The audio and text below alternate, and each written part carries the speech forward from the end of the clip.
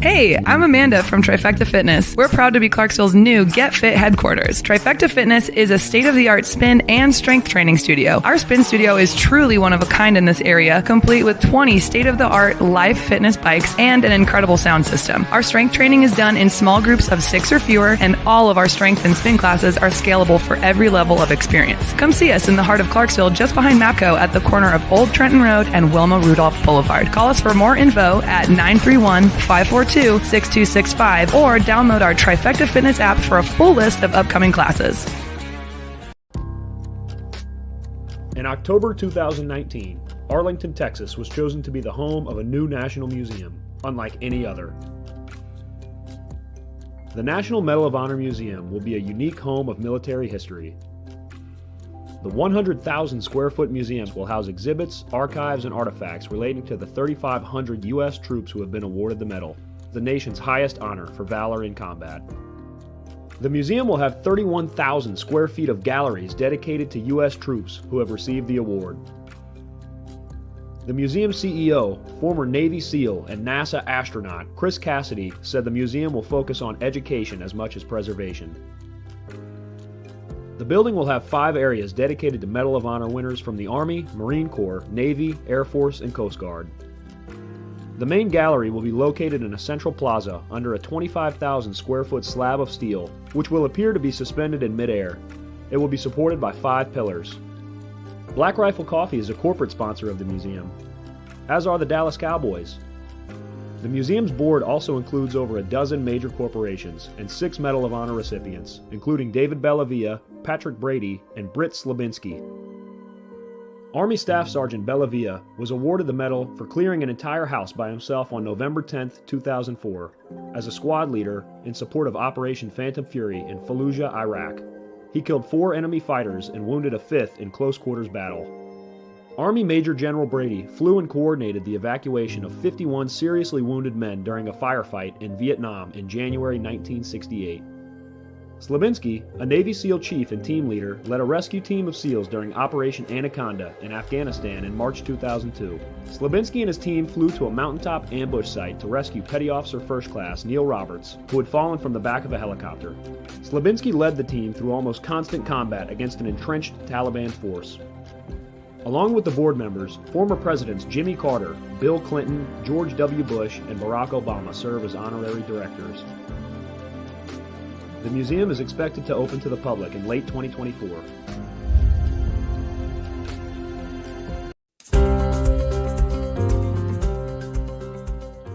This is a message from the U.S. Department of Veterans Affairs. Got a question about your VA benefits, healthcare, or eligibility? Go to va.gov, where you can access a new interactive chatbot to ask questions 24/7. One can still browse va.gov for information, but you can now ask specific questions to the chatbot, like what's the PACT Act? How do I apply for disability benefits? What's my claim status? You can access the new feature through va.gov's Contact Us page. Then click on the Start Chat button. The chatbot will continue to improve veterans' access to information about the benefits and services they've earned. This is one way VA is offering seamless and secure access to its online resources.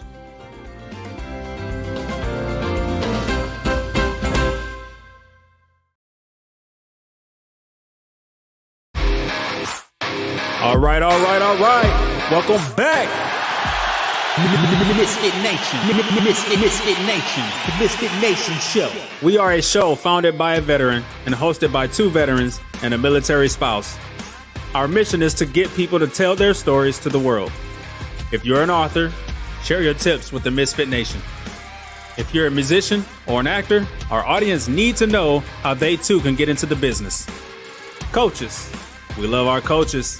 Come on and share your tips with the Misfit Nation to help them become better versions of themselves.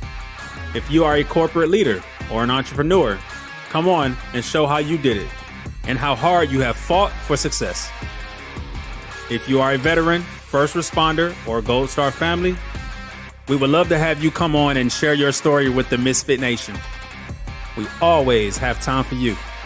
If you're feeling down, alone, or starting to see the darkness, stop. Think about those who are around you. You are not alone. You will be missed. If you feel like your problems will be a burden to those in your inner circle or feel embarrassed, dial 988. If you are a veteran, take option 1. We need you to keep pushing forward. Don't make a permanent solution to a temporary problem. If you are a new listener, welcome to the MisFitNation Show. Be sure to subscribe to our show on your favorite podcast app. Also on our YouTube channel at @the_MisFitNation. Subscribe and click the bell to keep you up to date on our latest episodes and all of our news. You can also find us on Heroes Media Group and About Face Radio. Now, let's get to the show!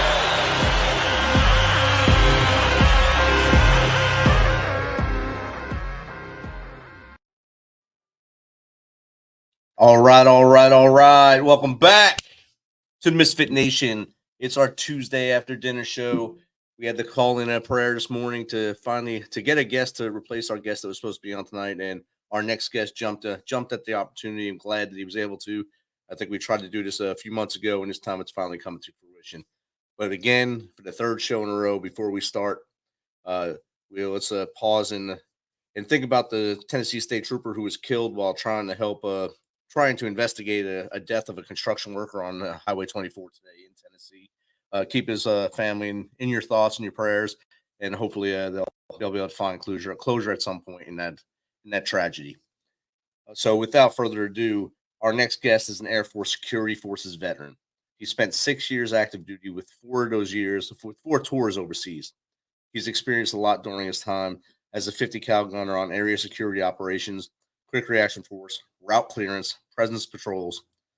After years of dealing with mortars, IEDs, loss of his brothers, and other close calls, he started to get burnt out. In 2012, not long before he was set to rotate back to the U.S., there was an IED blast. The blast killed multiple members of an EOD team.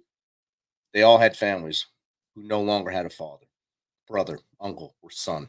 That night when he got home, got back to base, he got on Skype like all of us do after missions to say hello to their families. And he got to see his daughter. And it was at that time he realized that his time in the uniform was about done. So without further ado, let's welcome Nick Rahn to the Misfit Nation show. Welcome, Nick. How are you, brother? I'm good. Sorry about the software issues before the show, buddy. I seen you glitch in and say, "Oh, he's good," then gone. Oh, it's all not again. Yeah, I have an external audio interface, and sometimes it's a little sketchy with StreamYard, so I have to make sure it works out right. So I'm glad you guys use StreamYard too, because it's actually a pretty good streaming service. So yeah, I started using it. I was using Zoom, and all of my videos were coming out like those old kung fu movies, like their mouth would be moving, and then a couple seconds later, let's go to the cafeteria, and I was like, oh no, that's not what I want anymore. So I went to this, and it's actually pretty clean, pretty clear, and actually helps out a lot. So Nick, sure. I gave just basically your first 2 sentences of your bio. Your bio was too awesome for me to read the whole thing. It's probably better told by you. And I think you need to give us a lot more about you from as far back as you want to go, why you joined the Air Force and to begin with, to how we got to where we are now. Yeah, absolutely, man. I grew up, my dad was a Marine Corps vet. Grandpa was Navy. And, I decided to just kind of follow in their footsteps. And my dad kept telling me, oh, join the Air Force. You won't actually go to war. Sure enough, I'm the first round to ever actually do a tour overseas. So in the Air Force.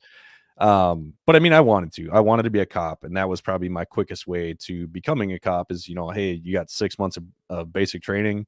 I think it was 14 weeks at the time of tech school to become security forces. And, by the age of 19 years old, there I was ready to go. So, I was lucky enough and I guess unlucky enough to be, I've never really been good at a lot of things. If I became good at something, it's because I worked my ass off, but I was really good at shooting, and they put me in a 240 and I was really good at it. My reaction times of everything were great. And then it's like, okay, let's put them on a 50. Shot the 50 cal, and it worked for me. In 2008, out at Yakima Shooting Center, I actually broke the record for the quickest response time and the fastest response time. The fastest response time and all targets hit. And I ended up getting coined by a general, which was pretty sweet. So pretty much that kind of set my career ready to go. Like pretty much all I'm going to do is 50 cal.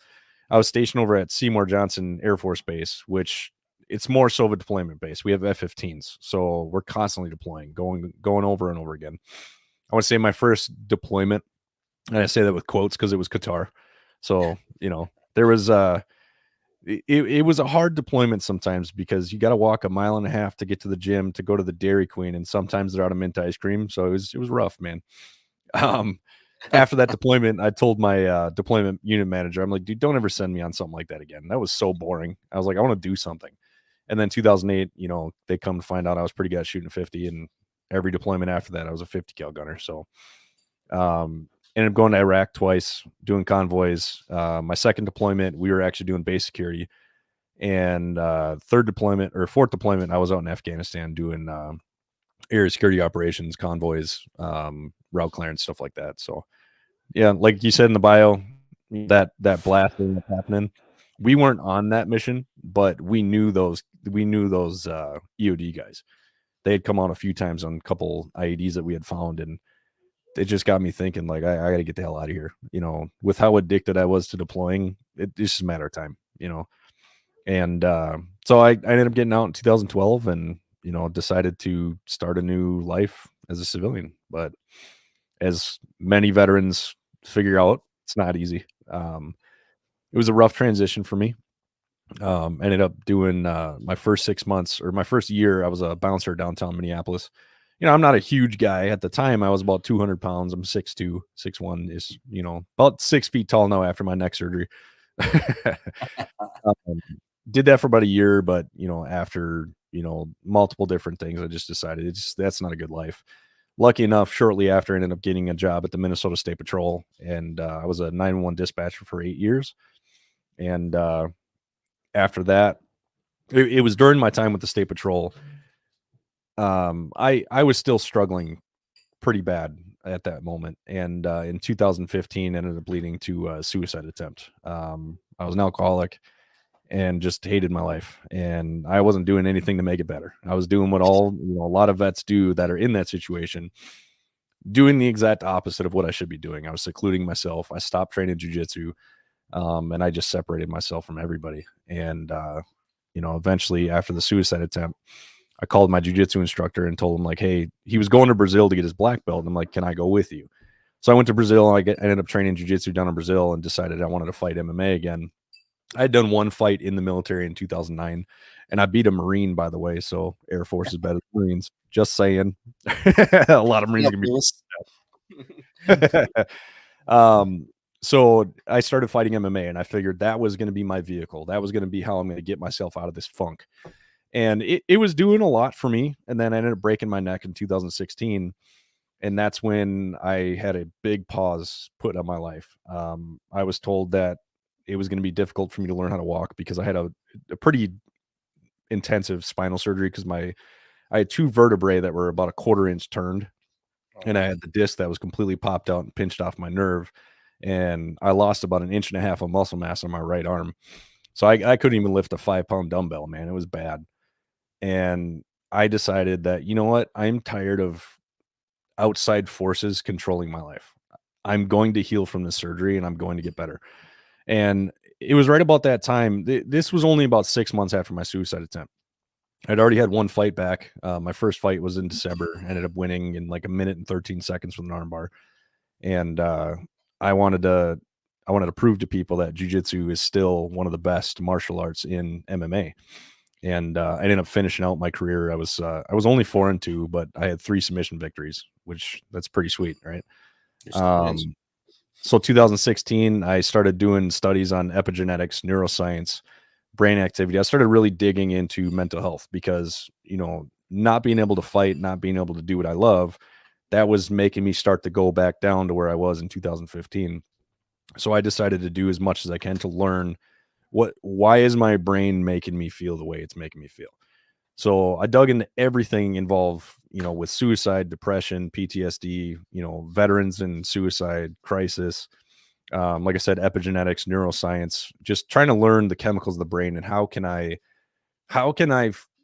change this without drugs.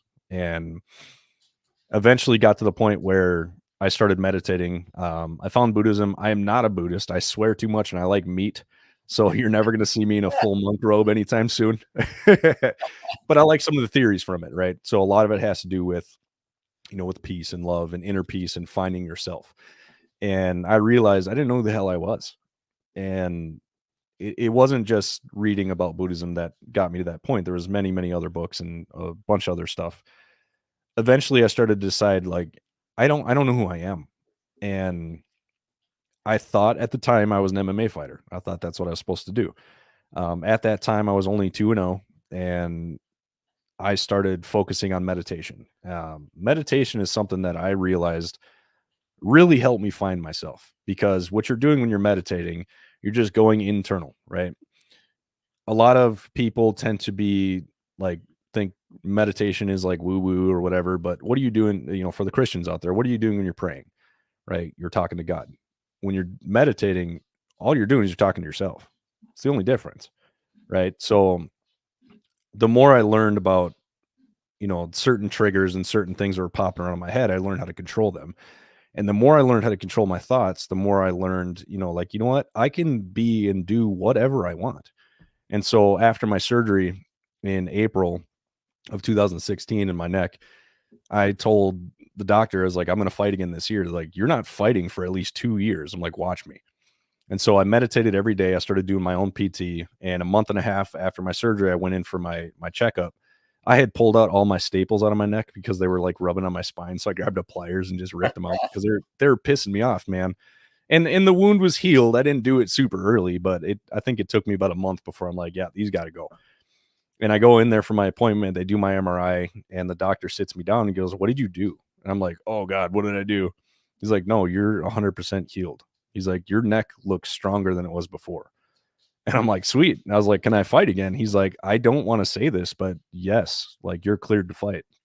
And so in August of 2016, I had my first fight back and ended up winning fight of the night. And me and this guy beat the living piss out of each other. And unfortunately, the organization who was recording it lost the recording, which is really annoying. But I have it on my Facebook, which is pretty sweet. So in the third round, the first and second round, we're just beating each other to death. And my jiu-jitsu was way better. So in the jiu-jitsu world, pulling guard is kind of like that's kind of weak. Like, come on, don't pull guard. Pulling guard in an MMA fight is idiotic, right? Because if somebody is in your guard, it's real easy for them to ground and pound. But for me, I pulled guard and right away I swept him, got on top, and bah, bah, bah. And everyone's like, what is he doing? But it worked, In the third round, right as the round started, the bell rang. I walk out, we high five. I was like, hey, let's knock each other out. And I'm smiling. And this guy's like, this guy's crazy. I'm actually good friends with him now, which is great. And he's like, dude, every time I hit you, you smiled. And he's like, it just took my soul. I'm like, well, it's fun, man. Like, I'm not supposed to be fighting anymore. Like, I'm getting to do what I love. This is amazing. And then about 10 seconds into the round, I hit him with a left hook and he drops. I jump on his back and I choke him out and I win. And then a couple months later, I get a title shot. Ended up losing, unfortunately, which is fine. But, I got to do a title shot. That was my main goal. I just wanted to get to a title. Never ended up getting a title, which is fine. Did some gym hopping and everything. And still throughout all of this, I was still digging internally, right? I really wanted to know who I was. In 2018, and I'm getting knocked out. And I've had to date now, I've had about 15 pretty bad concussions.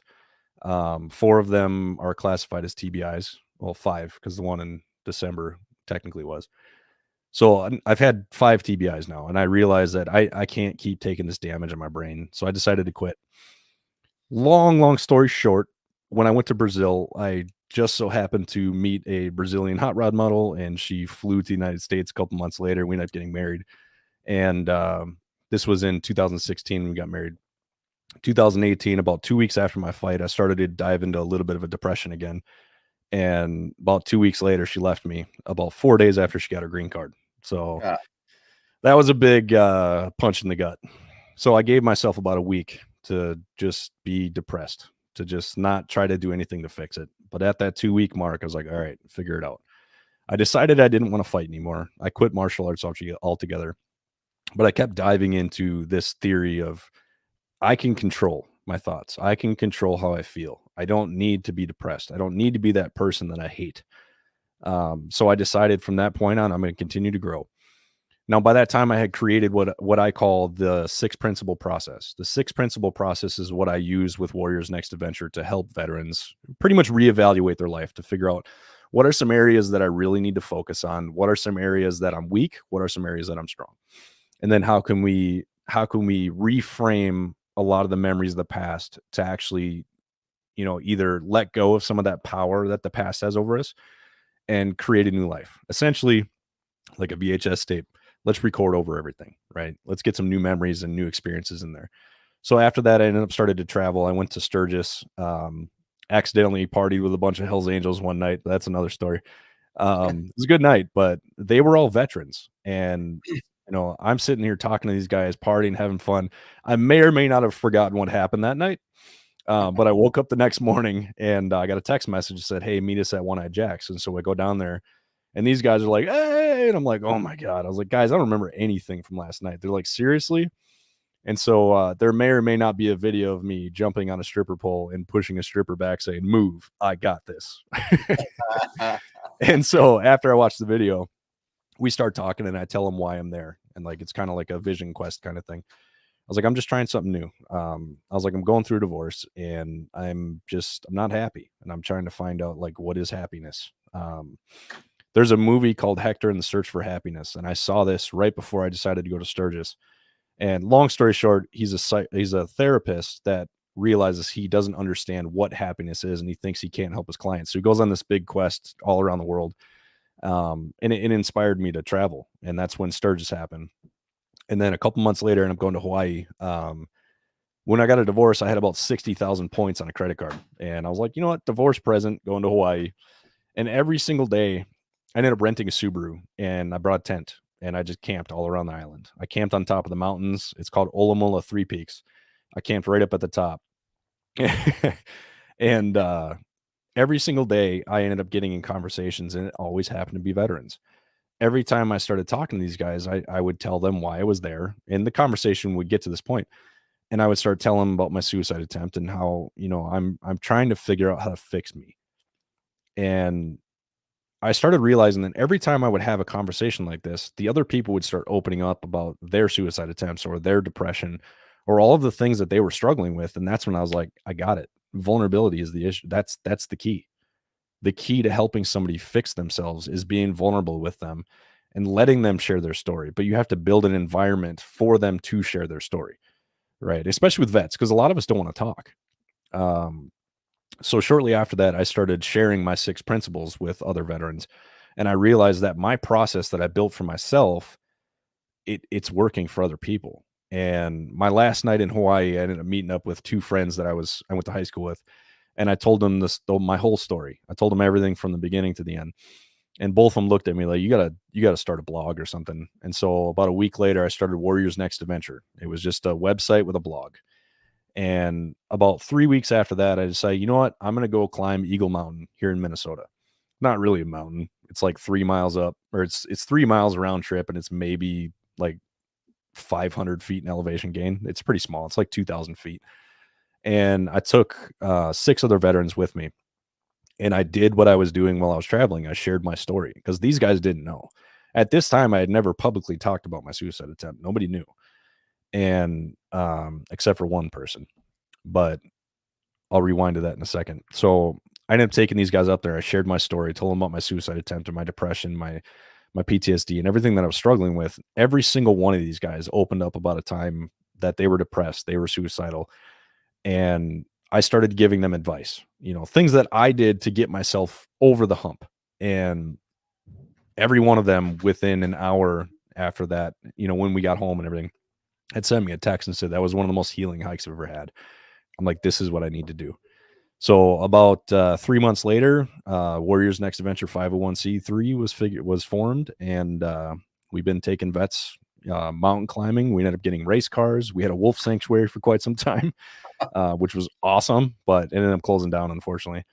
And then every year we take 13 veterans to Colorado on a 6-day mental health retreat where we utilize the 6 principle process. We train jiu-jitsu. We do equine therapy. we do comedy, we climb a mountain. And the whole time, every single night, we sit by a fire and we go over the process. Every day we pick a different one, and then I give them homework. And we also have a dirt track racing program where we take vets to go work on cars. We have 2 cars right now. We have a Hornet, which is just like 4 bangers, just 4 cylinders.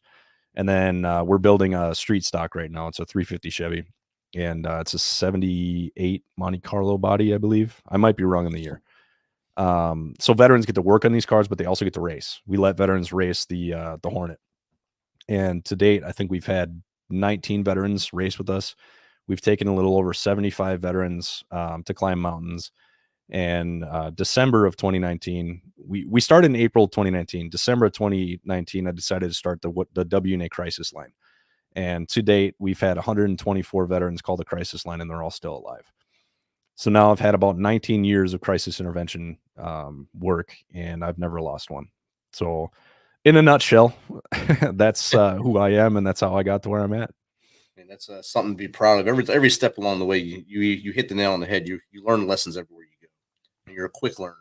With shooting, you were able to learn the complexity of the 240 and the 50 pretty easily. And a lot of people just give up the first time they shoot it and it sprays. And I'm not going to keep trying to follow where that bullet goes. I have to stay with it.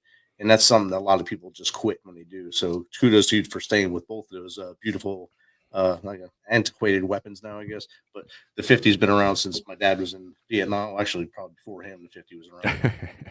The 240 is the predator, the successor of the 60, my first weapon. So I had that pig. That was the first weapon I was handed when I came in the Army. I actually got to shoot the 60 at a training exercise. I got to shoot the 60. That was fun. The 240 is much more proficient. Yes. But I don't know why I like that 60. That was fun. Yeah. And then now you started Warriors Next Adventures almost on accident because it's something that helped you and you wound up helping those first 6 dudes.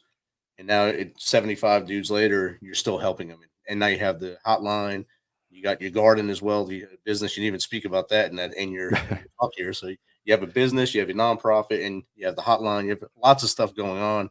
You're still helping people, but in the back of all this, you're actually helping yourself as well. Because 100%. You have found your purpose. You have found your calling to what you're really supposed to be doing. And that's the thing a lot of us lose when we take them boots off the last time. We lose that purpose. Yeah. And I think you have found it 100%. Well, that's the three pillars of Warriors Next Adventure is purpose, adventure, and camaraderie, right? Those are the 3 things that we all miss, right? Because every time we go out on mission, we're going on an adventure with our buddies, right? And we have a purpose to come home. And now what we got to do is we have to recreate that, right? But in a different sense. The problem with a lot of veterans is a lot of them, I break life down into 4 sections, right? You got 0 to 25, 26 to 50, so on and so forth. Most veterans get out of the military at the end of their first life, about 24, 25-ish, right? The majority of them are starting their second life walking backwards because we're always focused on the past. We're focused on the military, right? This is how we did it in the military. I don't know how many veterans tell me that they were talking about military stuff in job interviews and they're like, ugh, nobody wants to hear it. Now, there's a lot of things that are good to take away from the military. And I'm not saying anyone should ever not be proud of their service. I'm proud of my service. But we need to create a new life once we get out. We need to figure out who are we now, right? Not who were we, who are we now, and who do we want to be, right? So there's 3 different levels that we have to look at, right? Who was I at this point? Who am I now, right? And who do I want to be in the future, right? I tell people all the time, the person who could have saved me in 2015, I don't think they existed. So I decided to create that person for myself. I wasn't doing it for anyone else. I was trying to create that person for myself. I want to become that person who could have pulled that gun out of my hands. And the beautiful thing is, life works in mysterious ways. Because in 2020, just over 5 years after my suicide attempt, I got a call on my crisis line, and I remember it was on Halloween night. I'd just gotten done trick-or-treating, and I got a call on the crisis line saying, he's got a gun and he's going to kill himself. I got his address from him, found out he's 2 blocks from my house. What are the odds of that? He didn't know me. He doesn't know where I live. So I go to his house, and I just want to preface this. Don't do this, people. All right. I'm trained. I know what I'm doing. I've been in law enforcement for 14 years. Not anymore, but 14 years of law enforcement, 19 years of crisis intervention. So I know what I'm doing. I was lucky enough to take a hostage negotiation class, active shooter, and neurolinguistic programming class taught by the FBI while I was in the military. Great class, one of the best classes I've ever had. And so I utilize these tactics all the time. And then everything I learned at dispatch too, just add everything onto it. So I go to his house and I go up to his van. He's sitting in the driver's seat. And I go over, I jump in the passenger seat and I tell him, I'm like, listen, if you're going to kill yourself, you're going to do it with me in the car. And he looked at me like, this guy crazy? I'm like, listen, man, I tried to kill myself in 2015. I didn't have anybody. I was like, you have me, but you owe me a conversation. And so we talked for about 45 minutes. And my goal, now I'm a stand-up comedian as well, right? So I have the nonprofit, loving, caring guy, and then I got the goofball that jokes about everything. My goal with every single person that I have on the crisis line, if I can get them to laugh within 15 minutes, I got them, right? And I've made every single one of these guys laugh within 15 minutes. That is always my goal, right? I take a very different approach than 911, than counselors and therapists. I'm one of you, one of us, right? We have that correlation. We have that recognition that, hey, I'm just like you. To top it off with my suicide attempt, I know where they're at and I know how they feel. They feel like the world is crumbling and the world would be better off without them. You have to show them that that is not true. You have to show them, hey, I love you and I don't want to lose a brother. And so this is an extremely, extremely personal thing that I do with Warriors Next Adventure. I go right back to my suicide attempt every time I get a crisis call. And it was hard at first, to come out of that because I'm essentially re-traumatizing myself every time I go through this. However, I've gotten so good at figuring out how I need to unwind after that and then come back. And so it just works. And I get this guy to laugh within 10, 15 minutes. We talk for about 45 minutes and then we really start digging into the problem. My process is stop the bleeding, right? Get them out of crisis. Make them laugh. Make them figure out what is the key issue and then give them hope. Those are the 4 steps that I use, right? Once they understand the problem, they always start crying every time. And I've never had one not cry on the phone with me. I don't care who you are. I don't care what's going on. If you are suicidal and you're at that point of potential suicide, when you really start digging at the problem, it's going to drastically affect your emotions. After that, you have to let them know that it's going to be okay. There's a book called Man's Search for Meaning by Dr. Viktor Frankl. Anyone in the mental health world who hasn't read that book, how dare you? I think everyone should read that book. Dr. Viktor Frankl was he's a psychotherapist. He was in Auschwitz in World War II. And what he started doing is studying everyone who was dying and studying everybody who was thriving, right? I say thriving in quotes because how can you really thrive in Auschwitz? But he started realizing that all the people that ended up dying were the ones that gave up hope. The ones that would die of starvation, overworking, just exhaustion. He started realizing that a lot of these people were losing hope. The ones that were thriving were the ones that made suffering their purpose in life. Their purpose is to suffer through this so they can live later, right? And sometimes we have to understand that there is always hope. We just need somebody to help us find it. And so that's essentially what I do with Warriors Next Adventure. Once I helped him get to a point where he realized that there is hope for a better future. There can be a separate life. And a lot of it has to do with sharing my story with them. So they understand, like, listen, I'm not just a guy trying to tell you not to do this. I'm a guy saying, I've been in your seat and I've done it. I've gotten to this point. And about 45 minutes in the conversation, he started crying and I leaned over and I gave him a hug and I slipped the gun out of his hands. We ended up going back to his house, taking all of his guns, and I kept him in my safe in my basement, took him to the VA, and he did a 72-hour hold. And then I put him in a program called RRTP. There's a lot of VAs in the country that have this program. It's I think it's a 30 to 60 day are the options, intensive inpatient program for mental health and for addiction. And he went to that. And then I worked with him for about 6 months after that. Now, a lot of it is phone calls, because we talk to vets all around the country. So I can't just go pick up everybody. But we got together a few times, went to lunch. We went on hikes, and that's where we really do all the personal work. everybody in Minnesota is lucky enough to actually get me to go to their house and do the work with them. I take some guys to the gym. We lift weights. We go on a hike. We go do meditation. We have a jiu-jitsu program with our nonprofit where I actually take veterans to my gym. I'm a brown belt in jiu-jitsu, so I take them and I give them an intro class. If they like it, then we pay for their first month, and then we give them a gi, which saves them about $240. So the main thing is, right, the hope, the purpose, right? And this can be used in many different things. It doesn't have to be jiu-jitsu. It doesn't have to be weightlifting. It doesn't have to be race cars. It can be whatever your thing is. You have to find a mission, right? The mission is our purpose. And so what is your mission? And the one thing that I ask most of these guys, what's your purpose in life? Not one of them have an answer. Right. Because usually once you get to that suicidal point, it's often because you lose purpose. You know, it's usually a relationship, homelessness, or addiction. Those are the three things, right? Or obviously mental health, PTSD. Those are the main four things that I tend to notice with veterans. And if I can give them one of those things, it makes life a lot easier for them. Now, purpose is something that for me tends to be pretty simple to see what that person needs. To date, from starting, I think it was 2020 was my first nonprofit startup after WNA. I had a vet call the crisis line. He had just had his leg amputated. He got hurt in the Air Force. He was a firefighter, and then got out, got a job as a firefighter, and then he hurt his knee again.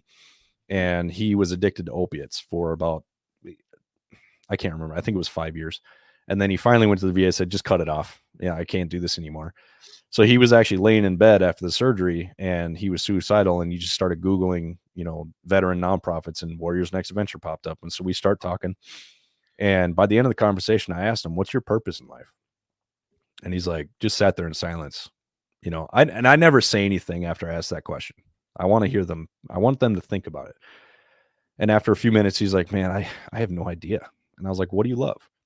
He's like, well, I love fishing. I was like, tell me about fishing. And so he goes on all these stories. The guy told me like 20 stories about fishing and all these great adventures. I'm like, okay, you're 100% permanent total. You have Social Security, right? That's about $5,600 a month, depending on where you live. What are you going to do with that? He's like, what do you mean? I was like, what are you going to do with that freedom? You have financial freedom right now. You're not going to be rich with that, but what are you going to do with it? And I'm like, how about starting a veteran fishing nonprofit? I don't have any contacts in Florida at the moment. Why don't you start something down there and I'll help you out? He's like, man, are you crazy? You know, and the funny thing, he sounds like Larry the Cable Guy, my buddy Steve. Shout out to Steve.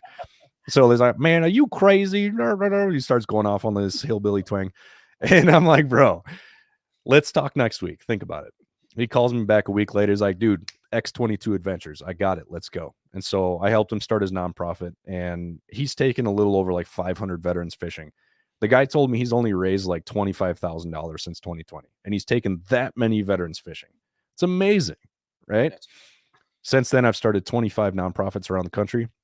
The vast majority of them are for veterans, not all of them. But now I have my fingers in all of those nonprofits, right? I don't run those nonprofits. I don't work at those nonprofits at all. But what I do is I help advise them. I help teach them like, hey, this is what you need to do. This is how you raise money. This is how you get sponsors, taxes, stuff like that. Now, I don't do taxes because that federally I can get in a lot of trouble there. I get them to get connected with a CPA. But now every single veteran that they help, that's me throwing a rock in the water. That's a ripple. Right. Every stone that I throw is a new nonprofit. Every veteran that I help, that's a new ripple, because every single veteran that anyone impacts, not just me, any nonprofit, if you affect a veteran's life in a positive way, there's so many ripples that come off of that one stone. Right. And I've seen so many veterans now since, I think to date, we've interacted with a little over 40,000 veterans since 2019. And directly, it's got to be, I don't have a number. It's over 1,000. That we've had one-on-one conversations with. Now I'm the one doing most of the work. I have a couple guys, my VP, he's actually with the vet right now, which is great. I got 2 board members that are kind of silent, but they're the ones that help me make sure the nonprofit stays safe. And then all the checks and balances go through them just to make sure everything's running ethically. And then I have an ambassador program. I got about 7 ambassadors right now, and each one has a different job. Some of them are just getting me connected to social media, not social media, sorry, getting me connected to media outlets. Like multiple interviews have been because of my ambassadors have reached out and said, hey, this nonprofit, this guy is awesome. Go interview him. Right. Not to like pat myself in the back or anything, but I got a couple other guys that their only job is to tell veterans about what we do and get connected. So as the nonprofit go on, every nonprofit's going to evolve from where it started, right? Initially, we were just going to go hiking. And then it got to the wolf sanctuary, then race cars, and then just kept going. And I started realizing a lot of these vets don't have their VA claims. So by 2019, I had never done a VA claim. And I'm telling vets to go get help, and I never helped myself. And it's like, okay. So I finally did it and eventually got to 100% permanent total because the VA doesn't like when you try to kill yourself, I guess. But once I ended up getting that, it just opened me up. So now I don't work. I just help vets. That's all I do. Like just this week, I picked up a vet from the hospital who was in there for drug use. And I helped him out, and I'm not going to go on with what I did because I don't like to talk about what I do for vets because it's their story, not mine. But now I'm free to do whatever I need to do. Right. But, the only thing that stops me is if I have my kids or whatever, but I got a very supportive girlfriend who really helps out a lot. And I've left her with my kids quite a few times. So she's extremely helpful and makes this, I wouldn't have the impact I have without her. And the main goal is once you start seeing these guys start to make changes, it's the best feeling in the world. Knowing that you've had a positive impact on someone's life. It's almost like my affirmation that I deserve to be here still. So like you said, every veteran I help myself. So it's just like saving myself from pulling that gun in my hands every time. Definitely. You're the fifth or sixth veteran I've had on here that was within the 2 pounds of pressure of losing their lives. Yeah. And every one of you, there was a divine intervention somewhere in there. Some force made it not happen. With you as a dud round or misfire. I had one where his son opened a door as he was about to do it in the closet. Yeah. I had one that he was in the woods and he thought someone was talking to him and stopped. And everyone has that every one of them, every one of you guys has had that aha moment right at the time when it was about to go to the darkness, the astute darkness right there. And every one of you have taken that step to come back to be better, to be stronger, kind of like the $6 million man. I can be better, rebuild you and do things better and try to help others. Everyone that I've talked to has tried to do that and become better for not just themselves, but for their community. And your community basically is the veteran community. And those basically that touch it, the tentacles that touch the veteran community. And that's something that you can look in the mirror every morning and say, I'm doing a good job. And that's something everyone that's in the audience right now can say, this is who I want to be like too. I want to be the guy that can wake up in the morning and say, how many people can I help today? And that's outstanding. Well, something that I like to ask people all the time, and I'll ask you, we'll play a game for a second. Who is your hero? My dad. Why is that? Because he was always there for other people. He always, no matter who you were, he would put his hand out, help you up. He wouldn't give you stuff. He'd give you that hand up to make sure that you found your way forward and became the right person you were supposed to be. I like that. That's good. There's never really any wrong answer here, but I always like to ask the question, why isn't it you? That's a good question. So something I like to tell people all the time, like back in 2015, I didn't have a hero, right? There was nobody there for me. There's plenty of people I could have called, right? There's a lot of people that have heard me talk about this and they're like, hey, you could have called me. I'm like, nah, I know. There's a bunch of people I could have called. There's a bunch of people that would have been there for me like that. But in my head, nobody was there for me, right? So I decided to create my own hero and then become that person. And now I get to do, and I don't sit here and think like I'm my hero right now, but me 5 years from now, with everything that I've done in the last 5 years, April will be 5 years since I started this nonprofit. God, the amount of work that I've done in 5 years. I cannot wait until 5 years from now because that guy's awesome and I cannot wait to be him. And I continuously recreate that pattern. Every time I accomplish something, I'm like, okay, what's next? Right. And some people tend to say I need to slow down, stuff like that. But no, I'm not supposed to be here. Right. I statistically should be dead. There's no reason why that gun should not have gone off, right? But I'm lucky enough to still be here, right? So I'm going to take advantage of everything. And so after my suicide attempt, I decided I'm going to do every single thing I've ever wanted to do. And I've done it. I've done everything. Like, I always wanted to be an entrepreneur. I started the nonprofit in 2021. I decided to quit my job at the State Patrol. I had just gotten 80%. So I'm like, it's only $2,000 a month, but I mean, screw it. Let's see what happens. So I quit and ended up driving a bus around the country for 45 days, filming a documentary called PTSD versus jiu-jitsu that I'm still editing, unfortunately. And I met thousands of amazing people, and I got to spread my message. And to this day, I still get messages from people that I met on those tours, you know, saying, "Hey man, I saw you do this. Like, it's so inspirational. This is what I started doing since I met you." I'm like, yes, I love it. I love it. I love being a cheerleader for other people. And I ended up getting cancer in 2021. At this time, I was a carpenter, and I lost my job. And after my surgery, I decided, you know what? I'm never going to work for anyone again. So I started a company called Invoke Change, right? So we do motivational speaking. I decided that I was going to be a motivational speaker. It's something I had been wanting to do for a long time, but I finally felt like I was ready. And, you know, I've done hundreds of speeches now, and I've gotten booked by Comcast, by 3M, by, I just booked a gig for the Air Force. I'm finally hitting the Air Force active duty. So I can't say where I'm going yet, technically. I've been told to keep it quiet for now, but I'm going up for about 5 days, and I'll be speaking to about 4,500 airmen. Wow. I cannot wait to go talk to those guys. But my theory was, let's try to get them before they get out, before the issues start, right? Let's start planting seeds now. So I'm finally hitting that point. And I've already spoke for the Air Force a few times, and I've had a lot of pretty amazing conversations with a lot of amazing people. And the beauty is, I see change in people constantly, and I will always be someone's biggest cheerleader. I will always be the guy like, yes, I love success. Shortly after that, I started a business called Warriors Workshop. I've been a carpenter my whole life, and I decided, you know what, screw it, I'm going to start my own carpentry company. And it's been pretty successful. You know, I don't struggle with money, which is nice. And then I just recently I'm working on opening a dispensary downtown St. Paul. Now, marijuana just got legalized here in Minnesota, and the market is just it's so profitable, right? And I'm so tired of not having the money to do the things that I want to do with the nonprofit.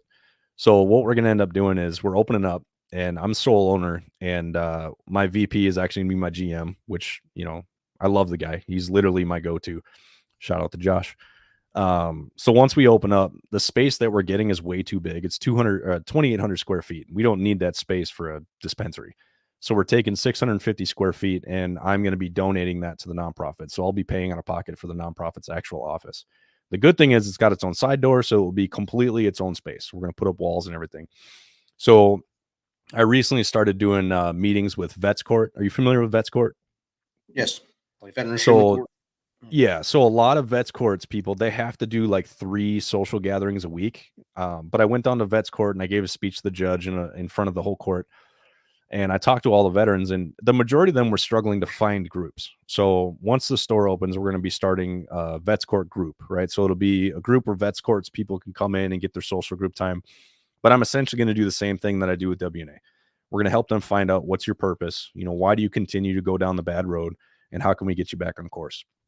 We have a men's group that we do. We open it up to all men in the community because like I said, a lot of my troopers who aren't veterans, they say, man, I wish we had a group like yours. I'm like, well, why can't we? Screw it. Let's do a men's group. And so we started the men's group, and that's been super successful. Since we started that, we talk about entrepreneurship, mental health, suicide prevention, relationships, all that stuff. The number one rule in the men's group, this is not a women's bashing group. We're not going to sit here and just hate on women, because that's not going to fix anything. We're working on starting a women's group, but I'm struggling to find a female vet to lead it. So hopefully soon we'll find one, and we'll get someone to run that. On top of that, we're going to be doing drug addiction and alcohol addiction classes. And I got a vet that I'm trying to get to move to Minnesota. Hopefully I get him up here. But he wants to do art therapy. So we'll have art therapy. Comcast is donating 3 computers to us. So we have a computer station for vets downtown St. Paul. There's a lot of homeless vets in Minnesota. And we want to get them access to the internet so they can do what they need to do there. And they can come hang out. And then we're going to be selling a lot of our merchandise in the actual store itself to help raise money for the nonprofit. And the sales margins for dispensaries right now are unbelievable. So I'll be making enough to where I can donate $50,000 to $100,000 a year to the nonprofit. And the end game for WNA is to have a ranch, right? You get a lot of these nonprofits that have ranches, which is great, right? What I want to do is I want to have a ranch where it's going to be a retreat essentially. So the retreat that we do in Colorado, it's 6 days.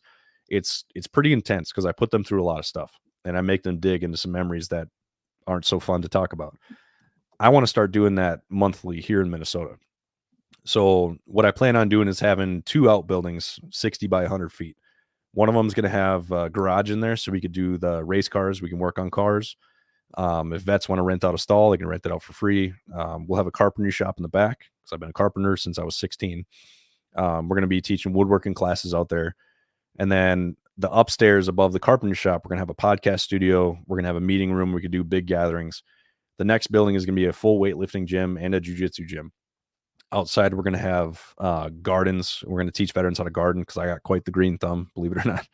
And then we're going to have goats and chickens and eventually horses and stuff like that. So this place is going to be a place where vets can like, you know what, I just need to get away for the weekend. And I want to build a bunkhouse out there too with like 15 different rooms so we can have a bunch of vets up there whenever they want with a full kitchen and everything. So that's the end game. And I keep running into money, you know. So starting this business, you know, I learned about business through running the nonprofit. I didn't know anything about business when I started. And the more and more I run the nonprofit, the more I figured out business. I figured out marketing. I figured out all this stuff. So like I think we have just under 13,000 followers on WNA Facebook page, which is pretty good, you know, for a fairly solo act, you know. So starting the store it's really going to give me the money to really make some changes. And the goal is to have enough employees to where I don't actually have to be there. So I'd like the GM to run it so I can just run the nonprofit full time and we actually have money to do what we need to do. I mean, I think you just summed up where your next 5 years will be. When you said, Yep. You don't want to look at myself in 5 years and say, I'm proud of that guy. You can look at yourself right now and say, 5 years, that's what I'm going to have, and be proud of where I am and where I'm going to be 5 years from there. So I think that's everything you've said so far has got everyone with their jaws open in the chat right now. It's saying it's amazing, great story. Don't quit, don't slow down, keep being you. And there's one thing you didn't even talk about. You set out on a trip across the Atlantic Ocean in a rowboat with the other dudes, right? And what happened there? Yeah, so I'm an adventure athlete. I like to do crazy shit. I like to test myself. And I don't remember how long ago it was, but I was doing a podcast.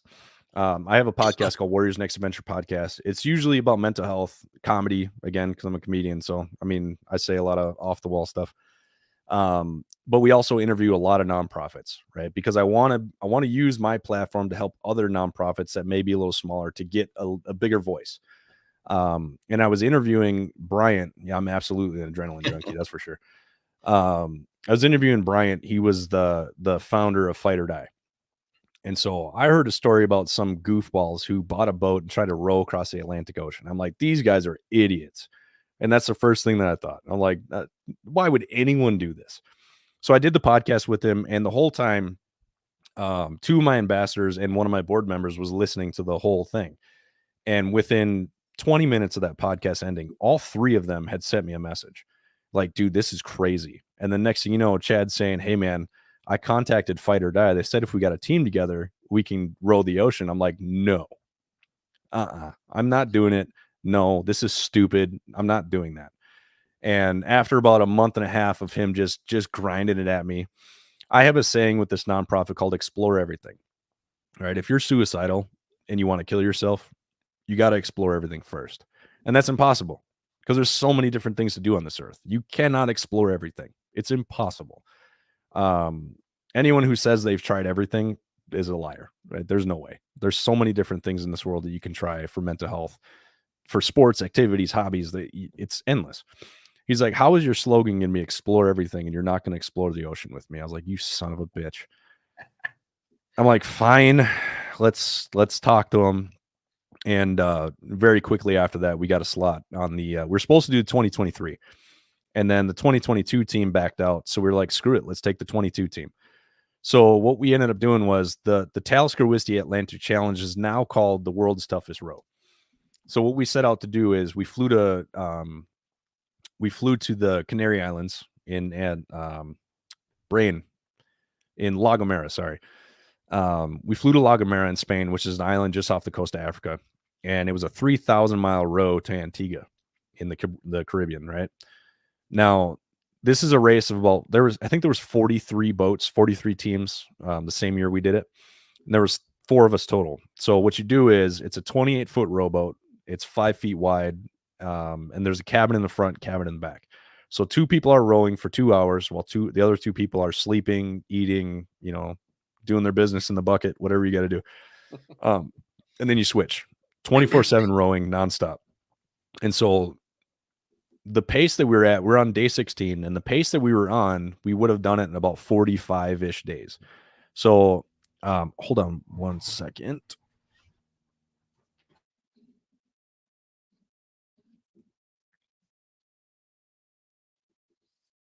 So if you just joined in, about to kick off, he's on his way on his rowboat quest across the Atlantic, and here he's back.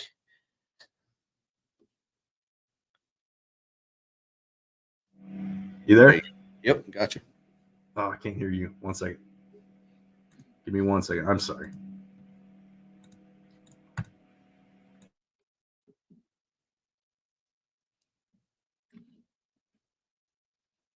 So if anyone has questions, just chime in now as we get ready to close out. Okay, can you hear me? Yeah, I got you. Oh, I can't hear you. What's going on here? So if you can hear me, my battery was dying, and I didn't realize my computer wasn't plugged in. I can't hear you, though. 1 second.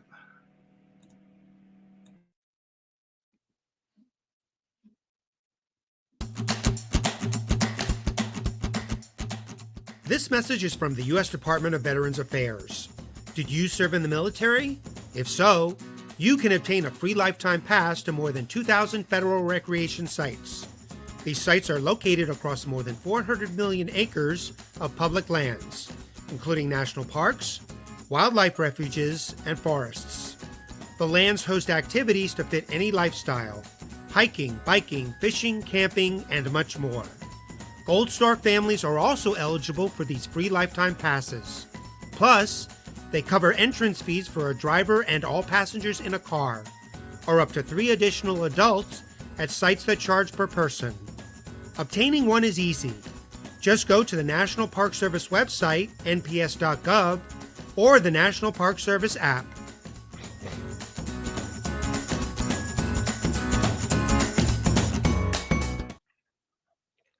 Okay, Right, can you hear me? Yeah, I got you. Okay. Got me. I didn't realize my computer was unplugged, so it died on me. I had to reconnect everything. My bad. All right. So you were, I guess, 16 days in. You told us what you were doing. 2 hours on, 2 hours off, always rowing, and then bam. Yeah, so we were looking at about 45 days is how long it would have taken us. About 3:00 on December 28th of 2022. I had just gotten done with my shift at 3 a.m. and I get in the back cabin and I go to lay down. And when you're doing that row, the second you close your eyes, you're sleeping, right? Because you're exhausted, right? You're rowing for 12 hours a day, and every time you go to lay down, right? Luckily the thing that the military gave me is my ability to fall asleep quickly. So I was sleeping, and based off of our records and everything, about 3:30 in the morning, we got broadsided. Now, the day before, we were in a pretty bad storm. It was about a 4-day storm, and we had gotten pushed 80 miles south. And so we had to keep going west. So we had to turn our boat straight west. Now, the storm and the waves were coming south. So now the winds were anywhere from like 40 to 50 nautical miles. That's a pretty quick wind, right, for a tiny little rowboat. So what we think happened is we got hit by, we checked the wave status at that time. We got hit by about a 40-foot wave. Wow. And what happened is a lot of these 40-footers, they would hit us and we'd ride it. But if it crested on us right as it hit the boat, it would turn our boat completely sideways. And what happens with the wind is when a wind is blowing along the wave, so the waves are going this way and the wind, the wind shoots down the wave and shoots up at a higher rate. And so we think we were hit by about a 70-mile-an-hour wind, and it capsized our boat. We fell off of the wave because we got hit so hard. I woke up and it sounded like a freight train. I thought we got hit by a ship, by the power of the force. And I was knocked out immediately. And based off the story of the other guys, I was out for about 5 minutes. And what had happened was all I felt was the side of the boat hit me in the face. And I woke up upside down, and the boat was upside down and stuck, and my cabin was filling up with water. Now, these cabins are supposed to be air sealed. And I felt around and I could feel water coming up from a few different areas. So I went to there's a porthole in the back on top, now on the bottom. So I went over and I grabbed the porthole. I undid the latch, pulled up as hard as I can, and latched it again. There was still water coming through. There was an LED light on the ceiling, which is now on the ground, and I could feel water coming from that. And I look over at the window and I was 2 feet underwater. Wow. And there was about 8 inches of water inside the cabin with me, and it was filling up quick. So it was pitch black, it's 3 o'clock in the morning and we had no light at all. So I start feeling around. Luckily I found my headlamp and I put it on my head and I started looking around, and then I saw how much water was in there and I started freaking out. I did my best to reach around to try to find something useful. But with how quick the water was filling up, I started banging on the side of the boat, yelling to Chad. Chad and Will were on the deck and Tommy was in the front cabin. So Chad had to dive underneath. Now, the way the boat was set up, there's the deck and then down and then footwells where the rowing paddle or the rowing feet rest were. So there's about a foot gap. So Chad dove underneath and went into that footwell, and he had about this much space so he could breathe. And I had to have him help me pry the door open because of the force of the water on the outside. I couldn't push the door open. So, because it was still pretty air pressurized inside there too. So that's a lot of force getting pushed against it. So between the two of us, we opened it up. He dove underneath right away, and I waited until the water was all the way up to my neck, and I was panicking. I usually do pretty good in water, but not 900 miles in the middle of the Atlantic in a 40-foot swell storm.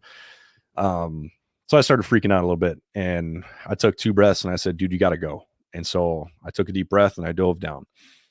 Now I went straight up into the footwells thinking that I would get some air, but I didn't think that back, the aft of the boat had filled up with so much water, the boat had sank. So when I go up and hit my head on top of the footwell, there's no air up there. And so I breathed in a bunch of water and I swallowed a bunch of water and I started panicking. So I dove, it's about 3 feet down and then 3 feet back up. So when I came out of the water, I grabbed the rope on the side of the boat and I started throwing up immediately. And within seconds, we get hit by another wave. I hit my head on the side of the boat and I wake up underwater, holding onto the rope still. I must have only been out for a second. It couldn't have been long. But I remember coming up and freaking out and breathing again. I sucked in a bunch more water. So I come up and I start throwing up and dry heaving. And I'm just trying to get as much water out. And I felt like I was drowning.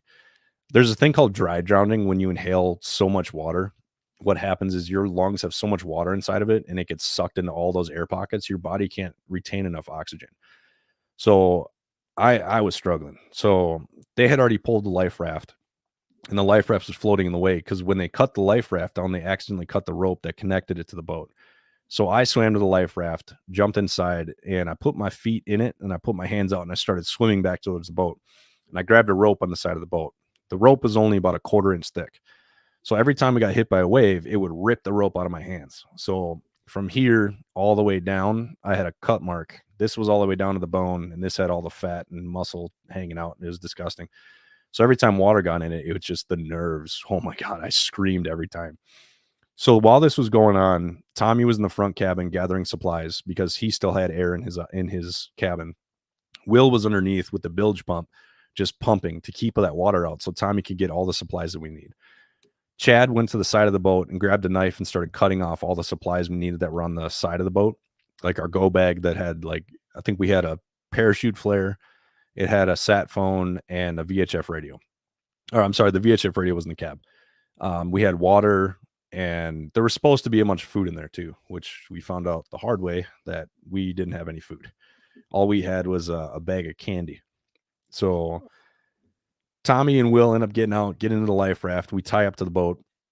There was a rope on the side of the life raft, and so we just tied to that, figuring we'd be fine. Within 15 minutes, we get hit by another wave, and it rips the boat off the life raft, so we lose the boat.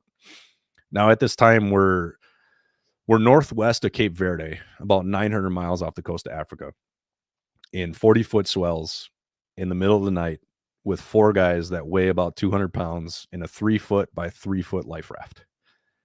Not comfortable. So when the sun came up, we started doing inventory and looking through all our stuff to just figure out what we have.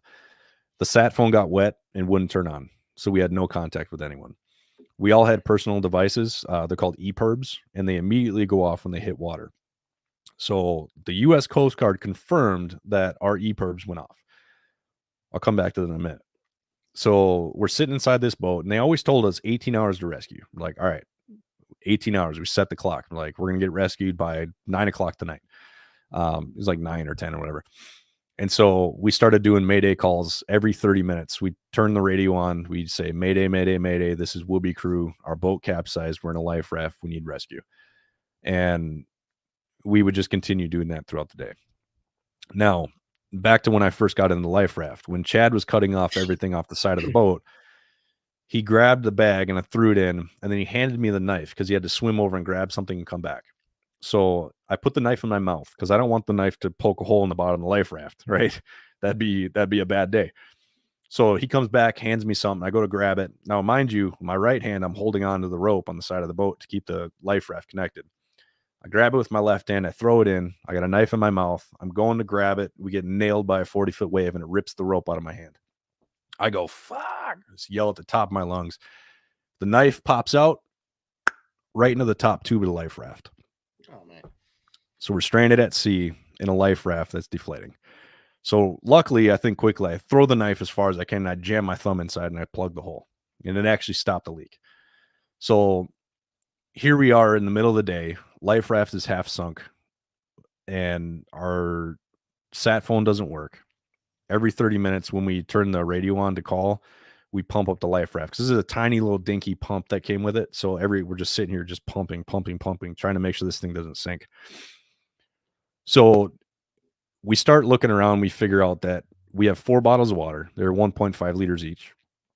We have a bag of candy, which is, I think it was around 400 calories. That's all we had. All right. The life raft was supposed to have a bunch of food and stuff, but we didn't see it. It either fell out or it wasn't in there. We kept banging pretty much all day. What kept us like busy is we take that sat phone and we just smack it, try to get all that water out of there. Then we turn it on, nothing. Damn it. Turn it back off. And throughout the day, we were getting hit by 30, 40-foot waves constantly. Now the life raft had a fabric cover over it. So we were covered, right? But that's a fabric cover. Every time a wave would hit the side, another head injury. So now I'd already been unconscious for 5 minutes, got knocked out the second time on the side of the boat, constantly getting my head nailed for 18 hours. Now, when the sun went down, that's when things started to get rough for all of us.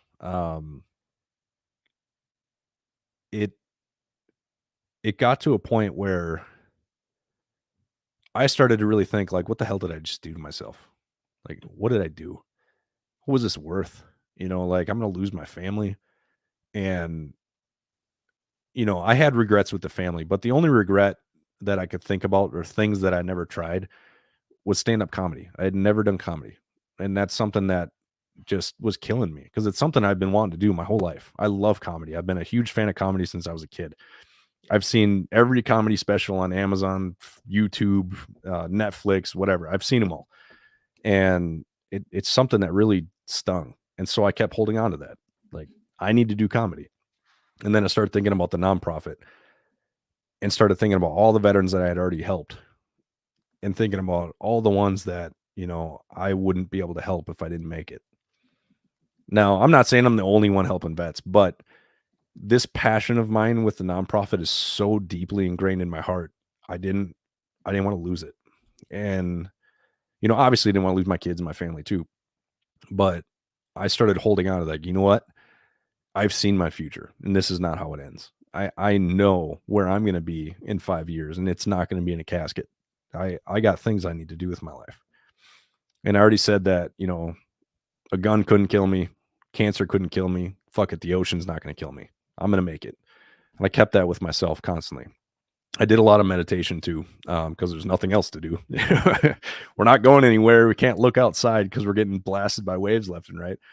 So I did a lot of meditation while I was sitting there, and I want to say about 2 hours before we got rescued, we turned the radio on.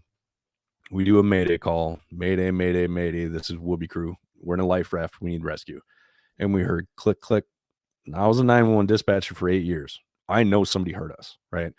Now, the way these radios work, these handhelds can only go 7 miles. So we can only hear if somebody's within 7 miles. But we must have been right at a peak of a wave, right as that boat was at a peak of a wave, because they have transponders, they have stuff that expands their vision or their view because of all the cables and towers and stuff they have on their ships. And so I'm like, somebody hurt us. I was like, say it again, but this time say, mayday, mayday, mayday, this is Whoopee crew. We cannot hear you. If you can hear us, give us 2 mic clicks. And we hear click, click, and all 4 of us just start bawling. And we're like, oh my God, we're gonna make it. This is still fairly new in my memory too. So every time I tell this story, it's like reliving it, So having that piece of knowing that somebody's coming, oh my God, it was the best feeling in the world. And, we're sitting there for an hour, like, where the hell are these guys? Right. Because, most ships could only go about 7 or 8 nautical miles an hour out there because of the storm. And these ships were rocking 10 degrees side to side. That's a lot for a big ship. Right. So eventually we start seeing lights and we're just like, yes, I was so happy. I cannot wait to get on that boat. Now we thought it was a rescue boat that was supposed to be with the race, which was a sailboat. We're like, okay, sweet. Right. I was like, that's a lot of lights for a sailboat. I was like, I don't think that's a sailboat. And so after about an hour and a half ish, the boat had to go south, come around, and then start going back north because of the way the waves were. So they came around on the west side of us. And our raft the opening was facing north. And so we didn't see what kind of ship it was until the bow of the boat came in front of the life raft. And I look over and I go, holy crap. It was a 580-foot tanker ship. And so I look at the height of that thing. I was like, we found out that it was about 35-foot climb. So we had to climb a 35-foot ladder while my hand is busted open and completely destroyed. So luckily we had these rowing gloves. So I put the rowing gloves on so I could climb. They decided I needed to go first because all day I'd been throwing up because I had all that water in my lungs and in my stomach. And I was actually starting to dry drown. If we would have stayed out there for another 10 hours or so, I probably would have died. So when I get up into the ship, I look up and I see these 19 beautiful humans, these Filipinos, Croatians, and Ukrainians standing there. And I go to get over the top and I'm looking at it. I was like, these tiny little guys aren't going to be able to lift my ass over. And then these guys grab me like a child and just throw me over. Like their adrenaline must have been spiked. And the second my feet hit the deck, I looked at the first guy and I just grab him. I'm like, I love you. Thank you so much. Thank you so much. I was like, go save my friends. So Will got up. And then when Chad decided to start climbing, he went and grabbed it, and he's got really bad shoulders. So he dislocated his shoulder as he started to climb. He fell back into the water. His feet landed in the life raft and his body landed in the water. Now, a life raft to ship transfer is one of the most dangerous things in the world that anyone can do, especially when you got 40-foot waves and the boat's rocking 10 degrees left and right. So luckily, right as his body hit the water, he got hit by a wave right as Tommy leaned out and grabbed him by the chest and pulled him back into the life raft. So they had lost the rope, and the captain of this ship, the guy who was driving that night, his name was John Paul. John Paul from he's from the Philippines. I don't remember what city, but John Paul was the best driver ever because he slowly kept maneuvering that boat and just pulled forward just a little bit so the guys could run down the deck and then throw another rope. Chad got up and then they pulled Tommy up, and then the 4 of us got together, and I leaned in and I grabbed Tommy and I kissed him on the forehead. I was like, it's over. And then the chief comes up to us and in like a Russian accent, he goes, what are you doing here? Like, well, we're rowing a boat across the ocean. He looks down at the life raft. He's like, that's not a rowboat. It's like, I know. It's like, our boat sank. We've been in a life raft for 18 hours. They're like, oh my God. And I asked them, I was like, where are we going? And in a Russian accent, he goes, better you don't know. I was like, oh my God, we're going to be slaves in Russia. And he's like, no, worse, Canada. We're like, yes, at least it's the right continent. And so they take us in and they get us changed. They bring us, I still have the tin. I hate these like sugar cookies. I don't remember exactly what they're called, but they're chalky and gross. I hate those cookies more than anything in the world. I ate the whole damn tin. I was like, oh my God, actual food. Because we were eating rehydrated meals the whole trip. And I got really bad seasickness the first week. So I was only eating tortillas and peanut butter. I still can't look at peanut butter. That shit's gross to me now. But so they bring us up to the chow hall, and we go in, and there's 4 plates sitting there with prime rib, a bowl of apples and oranges, spaghetti, water, apple juice. And I'm just like, I started crying. I cried harder when I saw the food than I did when we got rescued. Yes, Danish wedding cookies. That's exactly what they were. And they were from the Netherlands too. That boat was Dutch. And so we started eating. Then we went up to the captain's quarters to call. We called the president of Fight or Die. And when he answers the phone, he goes, hey guys, how's it going? And Will goes, how's it going? What are you talking about? So we found out after we got off the boat, after the investigation and everything, we found out that the United States Coast Guard got our signal, that we were stranded and that our boat had sank. They sent that to Cape Verde Coast Guard. Cape Verde Coast Guard had so many false alarms that night because a lot of people in the row were capsizing, but these boats are made to autocorrect. Ours was the only one that didn't autocorrect that night. So because there were so many false alarms, they deleted our alarm because they assumed it was a false alarm. So NATO currently is investigating the Cape Verde Coast Guard because of us. So we were pissed, that nobody was searching for us. Yeah. And the crazy thing is, this ship was leaving South Africa to go to Montreal, Canada, and their boat was delayed 12 hours from leaving port. If they wouldn't have been there, the time that they were there, they were the only ship in 500 nautical miles. In 500 nautical miles, that's like a 3-day rescue. Yep. Our boat, our life raft was deflating. We had 10% battery left on our radio. We had no backup battery. We had no sat phone. We had no way of calling anyone else. We had 1 parachute flare. We should not be here, but we are. So if that doesn't tell you that, I'm deeply, deeply embedded in this mission because of how many times I should have died in my life. Not to mention a motorcycle accident, multiple, shit on deployments. And after that, we spent 13 days on board with these guys. Initially, they put us in orange jumpsuits, and I'm like, oh my God, we're going to be having to work and everything. Like, no, it was just like a deployment. We just watched movies. I did a lot of meditation. I'll tell you this much. One night I couldn't sleep, and I sat through and I went over every single jiu-jitsu move that I know. And I essentially just started playing jiu-jitsu chess with myself. And I was shocked at how much I know. And it's actually made my jiu-jitsu a lot better. I started thinking about all the things that I still want to do with my life, but also started thinking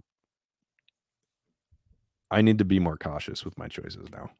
Yes. I got a family, and I almost lost all of them, and, I still deeply embed my life into Warrior's Next Adventure, but I've learned how to say no a little bit more. I've learned how to spend a little bit more time with my family and a little bit more time home. I used to have FOMO, fear of missing out. So I always had to be doing something, and I've gotten a lot better over the last year. Just being okay with relaxing.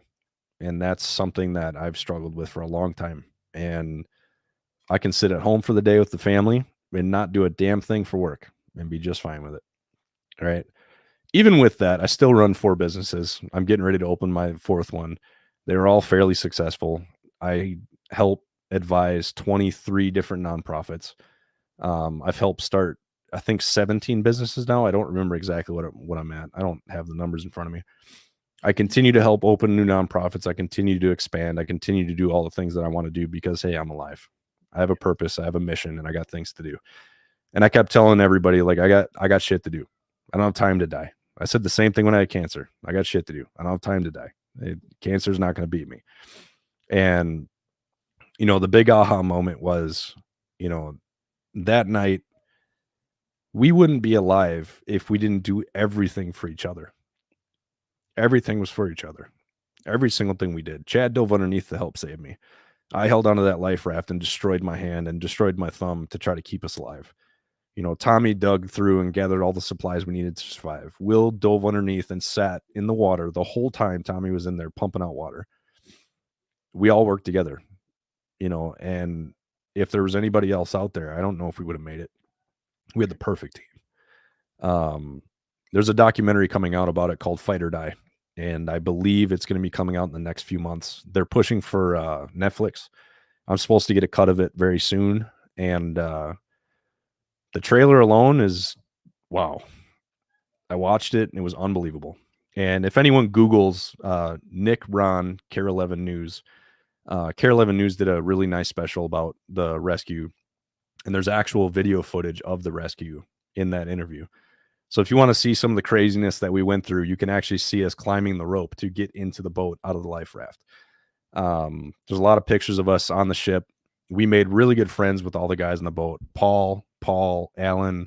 I'm a cook, so I made best friends with the chef right away. And New Year's Eve, we actually had a huge festival. We had a huge party. The Filipinos, they know how to party, man. And I had told them that I make pizza. Karaoke. Oh, yeah, they're great. And so I found every single ingredient that I needed to make American pizza. And none of them have had American pizza before. So I made 2 giant pizzas. We had lumpia. We had pancit, like all kinds of different Filipino delicacies. We had like 6 different kinds of steak. We had a bunch of chicken, everything. We were eating that food for like 4 days because we made so much. We hung out with the guys. We played cards. I beat every single guy on that ship in chess, except for Alan. Alan beat me twice. The guy was a genius. And I had a lot of time to contemplate, you know, what my next move is going to be. And last year was a really rough year for me. I had about 45 days of migraines. I had a pretty bad TBI, and I want to thank Marcus Institute of Brain Health out in Aurora, Colorado. I went out there for an assessment, and they had me come back for a 3-week outpatient intensive course, and they really helped bring me back. If you're a veteran with a TBI and PTSD, please go to the Marcus Institute for Brain Health website. Go get help. This is the best therapy I've ever had in my life. They have EMDR therapy, art therapy, which art therapy, when I first went in there, and she's like, I want you to draw a tree. I was like, I'm going to draw a stupid tree. This is dumb. And I'm drawing this tree the whole time. Like, this is stupid. I hate this. And the next thing you know, I draw this like mural, and the lady sits there and just starts psychoanalyzing me, and I start bawling. And I'm like, what are you doing to me? Like, this lady was we called her the voodoo witch doctor because she can just dig inside your brain just based off of art. She was one of the most caring, thoughtful, intuitive people I've ever met in my life. The behavioral health there was great. The physical therapy was great. And I'm down to like 1 migraine a week, if not 1 every other week. Like I said, 45 days straight of migraines. I almost got rid of the nonprofit completely. I was in a rough spot, and thankfully my girlfriend was paying attention. And ironically, she reached out to Steve from X22, who called me back in 2020 on the crisis line and trying to figure out what he's going to do with his life. He just so happened in April of last year, he wanted to run his first fishing nonprofit. No, I'm sorry, his first fishing retreat. And between the two of them, they bought me a plane ticket. They made sure I didn't have anything on my schedule. And then they told me, hey, you're going down to Florida for the fishing retreat. I'm like, because I was saying no to everything. I didn't leave my house till March. We got home January 10th. And I'm like, nope, I'm not going anywhere. I want to be safe. And so I went down to Florida, and this retreat was amazing. Check out X22 Adventures down in Florida. And Steve would actually be a great interview too. I'll get you his contact info. I love Steve to death. Definitely. He was also a firefighter too. So we go down there and we spend 4 days iguana hunting, which was awesome. We used 22s and pellet guns, and we actually ate them too. They taste delicious. We went fishing and we just hung out. It was a great time. And then at the end, he had a bunch of different fishing stuff donated, and then he hands me a fishing pole. He's like, "Hey, what does that say on there?" And it said Staff Sergeant Nicholas Rahn, OIF, Afghanistan, Iraq, and then he had all my dates on there. And I'm like, dude, what the hell is this?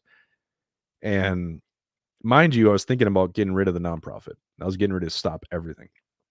And he says to me, he says that none of this would happen without you.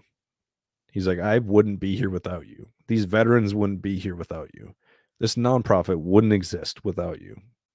He's like, I've taken hundreds of veterans fishing and helped them get a new perspective on life because of you. And I just break down in tears and I start crying, and I was like, you son of a bitch. And it brought me back. So what I would say to veterans that are struggling is reach out to these organizations. Between myself, X22 Adventures, if you're a veteran with 80% or more disability, you qualify for a year scholarship of jiu-jitsu through We Defy Foundation. I've sent probably 75 veterans to go get a scholarship with those guys. There's plenty other organizations out there that are doing amazing things. Like I said, I give my life to veterans, and I do everything I can to help vets find themselves. And the guy who I helped find himself helped me find myself again. So it's beautiful how there's that perfect circle. And then I went to Marcus right after that, and then in October I went to the 3-week course, and I'm back, baby. Outstanding. It's good to have you back. And I was going to say, while you were talking about wanting to live and all that stuff, and that be with your family, it's full circle to that Skype call when you were in Afghanistan. Yeah, to your daughter. 100%. One time, it all is a big loop, never-ending loop, and then back to Steve to get you back at basically kicking your chest and say, "Let's go." You have more purpose to do, and that's outstanding. It's been great this last 86 minutes talking, or without the software glitch, but we've been talking. Yeah, for a sorry while. about that. And you're going to be on my buddy's show on Sunday, Homefront Sit Rep with Dave Willis. He was on here chiming in a bunch. He liked it. He's gonna have a blast with you on Sunday night. How did people get in contact with you or with the foundation, with Warriors Next Adventures? Well, I made it easy. Everything is Warriors Next Adventure. Our email is warriorsnextadventure.com, warriorsnextadventure@gmail.com. Warriorsnextadventure.com is all of our info. All of our social media, mostly Instagram and Facebook, and then LinkedIn as well. It's all Warriors Next Adventure to make it easy for you. Our 24/7 crisis line, if you go to warriorsnextadventure.com, right at the top there, it actually has the number on there. It's my personal cell phone number, so you get me. If you're not in crisis, but you need help getting connected to services, call that number, and we'll help you get connected. If you don't have your VA claim, go get your VA claim. Stop pulling the tough guy syndrome and thinking that you're fine. The one thing that I tell vets all the time, the only thing that somebody is entitled to is their VA benefits. Because if you sign that dotted line to serve for the military, the VA said that if you get hurt, we will be there for you. You deserve those benefits. You earn those benefits. Go get them. You are not hurting anybody by going to get your benefits. You're not taking it away from any other veterans. So get that thought out of your mind. Go get help. Go talk to somebody. And if you need help and you got no one to talk to, give me a call. Outstanding. Nick, this has been great chatting with you. I know you're going to have more awesome things in the future. So I will look out for that, and I'll definitely listen to you with Willis on Sunday night, as long as I'm not driving anywhere. But check that out as well to support my brother and support you. So thanks again for coming on, and on short notice too. So that was awesome. Yeah, no problem. It worked out. Outstanding. Have a good night. Yeah, you too. Thanks for having me on. I appreciate it.